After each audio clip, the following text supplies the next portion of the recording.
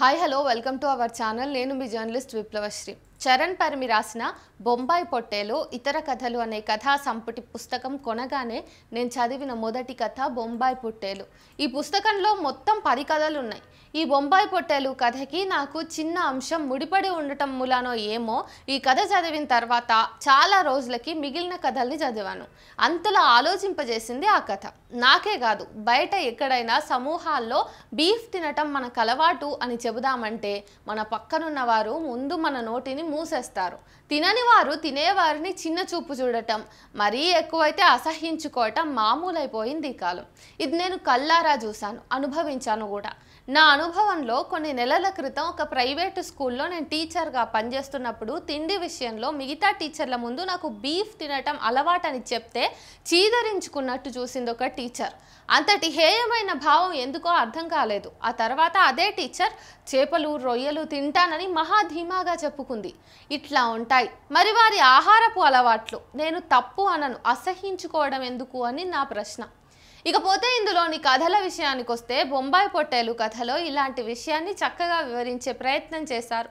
కథ చదువుతూ ఉంటే మీకే అర్థమవుతూ ఉంటుంది. ఈ కథ చదివాక ఒక 2 రోజుల్లో అన్నీ చదివేశాను. అయితే స్పాయిలర్ అలర్ట్ మీకోసం. అలా చూసుకుంటే శుద్ధి అనే కథలో ఒక ఫోటోగ్రాఫర్ తన కులాన్ని బయట పెట్టకుండా లోపలి అంతర్మథనాన్ని మన కళ్ళెమ్మట కన్నీటి ధారల్లా పారిస్తూనే సామాజిక అవకతవకల్ని ఆచారాల పేరిట ఎలా పిల్లల మెదళ్ళలోకి ఇంజెక్ట్ చేస్తున్నారో అర్థమై గుండెల నిండా రక్తాలు మంటల్లా బయలుదేరుతాయి. నేను ఎప్పుడైనా ఏ ఊరికైనా వెళ్తే అక్కడి మనుషులు ఎవరింటికి వచ్చామని అడిగేవారు. దాని వెనుకున్న ఉద్దేశం అప్పుడే అర్థమయ్యేది నాకు. ఇందులో కూడా ఒక పెద్ద ఆయన తాను కులానికే పుట్టినట్టు పేరు ఊర్లని అడుగుతాడు. ఇలాంటి వారు నిత్యం మన చుట్టే ఉంటారు.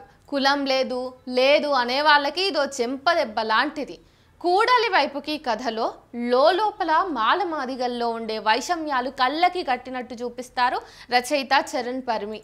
ఆ వైరుధ్యాల ద్వారా ఎగువ స్థాయి కులం మినహాయించి ప్రతి కులం వివక్షకి లోనవుతూనే ఉంటుంది. ఎగువ స్థాయి కులం కలుపుకుని దిగువ స్థాయి కులం మినహాయించి వర్గ వైరుధ్యాలని చూపుతూనే ఉంటాయి అన్న సత్యాన్ని ఈ కథ ద్వారా చెప్పే ప్రయత్నం చేశారు రచయిత. అతిథితో అక్కడి దాకా అనే కథలో స్త్రీ ఎప్పుడు పురుషుడికి తన కోరికని తీర్చడానికి అందిన ఆట వస్తువులాగానే ఉంటుందన్న విషయాన్ని తేటతెల్లం చేస్తారు ఈ కథలో. అప్పటిదాకా మునుపటి వారి కంటే నయమనుకున్న ఆ వ్యక్తే నిలువునా తన మనస్సుని కోసేస్తుంటే కిమ్మనకుండా నిస్తేజురాలవుతుంది అతిథి. ఇక్కడ కథకుడి తాలూకు మ్యాజిక్ రియలిజం పాఠకులుగా మనల్ని ఆలోచింపజేస్తుంది. అరణ్యకాండ అనే కథలో నివురుగమ్మిన అజ్ఞానంతో నిండా మునిగిన మూఢనమ్మకాల్లో ఊరెలా వల్లకాడవుతుందో అక్కడి రాజకీయ కోణాల్ని లోతుల్లోకి దిగి విశ్లేషిస్తూ సాగిన కథ ఇది. శివకాశి అనే పాత్రని మనం ముందుగా అనుమానిస్తాం. ఊర్లో ఒకటొకటిగా జరుగుతున్న హత్యలకి తనే కారణంగా చూస్తాం.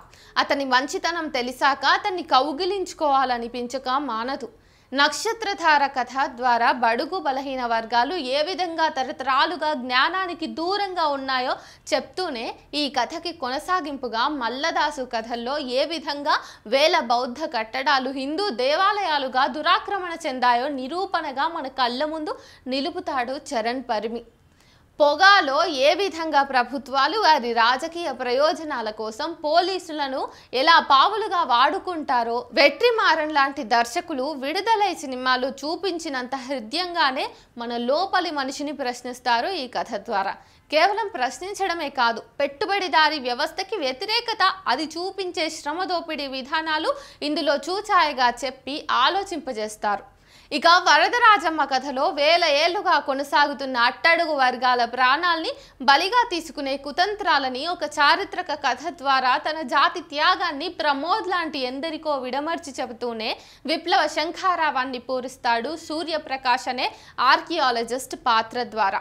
ఇక చివరికి దేవగన్నేరు అనే కథలో సరిత వాళ్ళ అమ్మ వాళ్ళ అమ్మమ్మలు అంతా ఒక ఊరి గుడిమాతంగులు, అంటే దేవుడికి భార్యలు అని అర్థం. అంటే ఊళ్ళో ఉన్న పురుషులంతా అందరికీ భార్యలవుతారన్నమాట.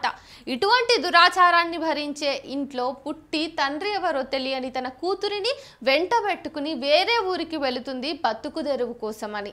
తన బతుకు ఎలాగో ఛిద్రమైపోయింది. మరి తన కూతురి బతుకో బడిలో చేర్పిద్దామంటే తండ్రి పేరు చెప్పందే చేర్చుకోమంటారు. ఈమె సంగతంతా తెలిసిన చంద్రశేఖర్ తన కూతురని చెప్పి బల్లో చేర్పిస్తాడు.